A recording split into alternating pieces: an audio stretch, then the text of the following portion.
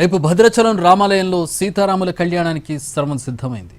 ఇవాళ సాయంత్రం ఆలయ ఉత్తర ద్వారం వద్ద ఎదుర్కోలు ఉత్సవం నిర్వహించనున్నారు. ఎదుర్కోలు ఉత్సవం అత్యంత రమణీయంగా సాగనుంది. ప్రధానంగా దేవాలయం నుంచి సీతారాముల ఉత్సవ విగ్రహాలను తీసుకుని వచ్చి ఉత్తర ద్వారం వద్ద ఉంచుతారు.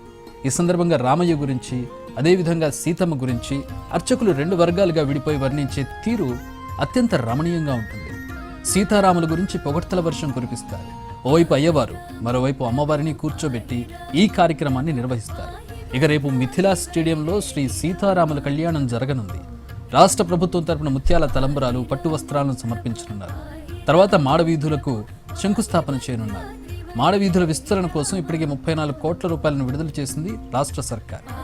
సీతారాముల కళ్యాణ కార్యక్రమంలో పాల్గొననున్నారు దేవాదాయ శాఖ మంత్రి కొండా సురేఖ, డిప్యూటీ సీఎం భట్టి విక్రమార్క, మంత్రులు తుమ్మల, పొంగులేరు.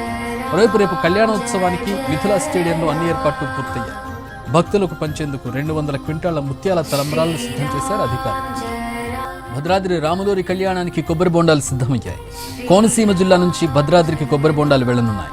మండపేటకు చెందిన కేవీ రామారెడ్డి దంపతులు భద్రాచలంలో జరిగే సీతారాముల కళ్యాణానికి బోండాలు, కొబ్బరి కురుడీలు, కర్పూర దండలను అందించనున్నారు. గత 25 ఏళ్లుగా భద్రాచలంలో జరిగే సీతారాముల కళ్యాణానికి కొబ్బరి బొండాలను అందిస్తోంది రామారావు కుటుంబం. భద్రాద్రి రామయ్య కళ్యాణానికి శోభాయమానంగా కొబ్బరి బొండాలు తీర్చిదిద్దారు. సుమారు 11 రోజుల పాటు నియమనిష్టలతో స్వామివారి కళ్యాణానికి కోనసీమ కొబ్బరి బొండాలు అలంకరించామంటున్నారు కేవీ రామారావు దంపతులు. రాష్ట్ర విభజన తర్వాత భద్రాచలంతో పాటు ఒంటిమిట్ట రామయ్య పుణ్యక్షేత్రానికి కొబ్బరి బొండాలు సమర్పిస్తున్నట్టు చెబుతున్నారు.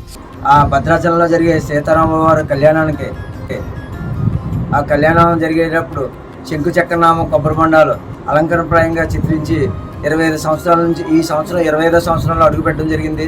Silver Jubilee. అలాగే నేను బతికినంత వరకు ఆ స్వామికి సేవా రూపంలో ఈ శంకు చక్రనామాలు కొబ్బరి బొండాల మీద చిత్రించి పట్టుకెళ్ళడం జరుగుతుంది కుటుంబ సమేతంగా. అలాగే మన రాష్ట్రం విడిపోయిన నుంచి ఒంటిమిట్ట దేవాలయానికి కూడా ఇవ్వడం జరుగుతుంది. ఆ భద్రాచలంలో జరిగే సీతారామవారి కళ్యాణానికి ఆ కళ్యాణం దక్షిణ అయోధ్య భద్రాచలం రాములవారి కళ్యాణ మహోత్సవానికి ముస్తాబైంది. రాజన్న సిరిసిల్ల జిల్లా కేంద్రంలోని చంద్రంపేటలో సీతమ్మ వారికి బంగారు పట్టుచీర తయారైంది. చేనేత మగ్గంపై సిరిసిల్ల నేత కళాకారుడు హరిప్రసాద్ ఈ బంగారు చీరను తయారు చేశారు. చీర కొంగులో భద్రాద్రి దేవాలయం, మూల విరాట్, దేవతామూర్తులు వచ్చే విధంగా చీర కింద బార్డర్లో శంఖు చక్ర నామాలు, హనుమంతుడు, గరుత్మంతుడు వచ్చే విధంగా ప్రత్యేకంగా రూపొందించారు. చీర మొత్తం శ్రీరామ రామ రామేతి శ్లోకాన్ని 51 సార్లు వచ్చే విధంగా రూపొందించారు. చీరలో 1 గ్రాము బంగారు జరీ పట్టు దారం ఉపయోగించి 800 గ్రాముల బరువు గల 7 గజాల బంగారు చీరనేశారు. అమ్మవారి చీర నేయడానికి భక్తి శ్రద్ధతో నియమనిష్టలతో ఉన్నట్టు తెలిపారు. ఈ చీర నేయడానికి సుమారు 10 రోజుల పాటు శ్రమించినట్లు చెబుతున్నారు హరిప్రసాద్. ఇలాంటి అరుదైన చీరలను ప్రభుత్వం కొనుగోలు చేసి దేవాదాయ శాఖకు అందించి చేనేత కళను ప్రోత్సహించాలని ఆయన కోరుతున్నారు. అలాగే ప్రతి ఏడాది భద్రాద్రి సీతారాముల కళ్యాణానికి సిరిసిల్ల నేతన్నలకు పట్టు వస్త్రాలు వేసే అవకాశాన్ని కల్పించాలని ముఖ్యమంత్రిని విజ్ఞప్తి చేస్తున్నాడు చేనేత కళాకారుడు హరిప్రసాద్. రేపు భద్రాచల రామాలయంలో సీతారాముల కళ్యాణానికి సర్వం సిద్ధమైంది. ఇవాళ సాయంత్రం ఆలయ ఉత్తర ద్వారం వద్ద ఎదుర్కోలు ఉత్సవం నిర్వహిస్తున్నారు. ఎదుర్కోలు ఉత్సవం అత్యంత రమణీయంగా సాగనుంది. ప్రధానంగా దేవాలయం నుంచి సీతారాముల ఉత్సవ విగ్రహాలను తీసుకుని వచ్చి ఉత్తర ద్వారం వద్ద ఉంచుతారు. ఈ సందర్భంగా రామయ్య గురించి, అదేవిధంగా సీతమ్మ గురించి అర్చకులు రెండు వర్గాలుగా విడిపోయి వర్ణించే తీరు అత్యంత రమణీయంగా ఉంటుంది. సీతారాముల గురించి పొగడ్తల వర్షం కురిపిస్తారు. ఓవైపు అయ్యవారు, మరోవైపు అమ్మవారిని కూర్చోబెట్టి ఈ కార్యక్రమాన్ని నిర్వహిస్తారు. ఇక రేపు మిథిలా స్టేడియంలో శ్రీ సీతారాముల కళ్యాణం జరగనుంది. రాష్ట్ర ప్రభుత్వం తరపున ముత్యాల తలంబరాలు, పట్టు వస్త్రాలను సమర్పించనున్నారు. తర్వాత మాడవీధులకు శంకుస్థాపన చేయనున్నారు. మాడవీధుల విస్తరణ కోసం ఇప్పటికే 34 కోట్ల రూపాయలను విడుదల చేసింది రాష్ట్ర సర్కార్. సీతారాముల కళ్యాణ కార్యక్రమంలో పాల్గొనున్నారు దేవాదాయ శాఖ మంత్రి కొండా సురేఖ, డిప్యూటీ సీఎం భట్టి విక్రమార్క, మంత్రులు తుమ్మల, పొంగులేటి. మరోవైపు రేపు కళ్యాణ మహోత్సవానికి మిథిలా స్టేడియంలో అన్ని ఏర్పాట్లు పూర్తయ్యాయి. భక్తులకు పంచేందుకు 200 క్వింటాళ్ల ముత్యాల తలంబరాలు సిద్ధం చేశారు అధికారులు. భద్రాచలంలోని శ్రీ సీతారామచంద్ర స్వామి కళ్యాణం రేపు అత్యంత వైభవంగా జరగనుంది. ఈ కళ్యాణానికి సంబంధించి ఇప్పటికే మొత్తం కూడా మిథిలా స్టేడియంలో ఏర్పాట్లు అయితే కొనసాగుతున్నాయి. మనం చూస్తున్నాం, విజువల్స్లో చూడవచ్చు. రేపు ఉదయం 10 గంటలకి సీతారామచంద్ర స్వామిని దేవాలయం నుంచి, అంటే అంతకుముందు దేవాలయంలో ప్రత్యేకంగా కళ్యాణం నిర్వహించిన తర్వాత ఉత్సవ విగ్రహాలను ఊరేగింపుతో ఇక్కడికి తీసుకొని వస్తారు. ఇక్కడ తీసుకొని వచ్చిన తర్వాత ఇక్కడ కళ్యాణం ప్రక్రియ జరుగుతుంది. 12 గంటలకి అభిజిత్ లగ్నంలో, అంటే మధ్యాహ్నం 12 గంటల సమయంలో స్వామివారి కళ్యాణం జరగనుంది. దీన్ని చూడటం కోసం అనేక ప్రాంతాల నుంచి కూడా భక్తులు విశేషంగా భద్రాచలం తరలి రానున్నారు. ఈ నేపథ్యంలో మొత్తం కూడా ఇక్కడ మనం చూస్తున్నాం మిథిలా స్టేడియం. ఈ మిథిలా స్టేడియంకి సంబంధించి బారికేడ్లన్నీ పెట్టి ఏర్పాటు చేశారు. గతంలో దీనికి 1,00,000 మంది పట్టే విధంగా ఒకటి తయారు చేయాలనుకున్నారు, కానీ అది సాధ్యం కాని పరిస్థితుంది. ఇప్పుడు మొత్తం కూడా ఎక్కడికక్కడ బారికేడ్లు పెట్టారు. మొత్తం ఈ మిథిలా స్టేడియంని సెక్టర్ల విధిగా ప్లాన్ చేశారు. మొత్తం 24 సెక్టర్ని ఏర్పాటు చేశారు. అయితే 24 సెక్టర్లో 31,840 మంది భక్తులు తిలకించే విధంగా ఏర్పాటు చేశారు. అయితే ఈ 31,000 అన్ని కూడా టికెట్లు కొనుగోలు చేసిన పరిస్థితి ఉంటుంది. అంటే అదేవిధంగా మనకి అల్లంత దూరాన్ని అవపడుతున్న వాటన్నిటి కూడా గ్యాలరీలు ఏర్పాటు చేశారు. ఆ గ్యాలరీలు మాత్రం 15,000 మందికి గ్యాలరీ ఏర్పాటు చేశారు.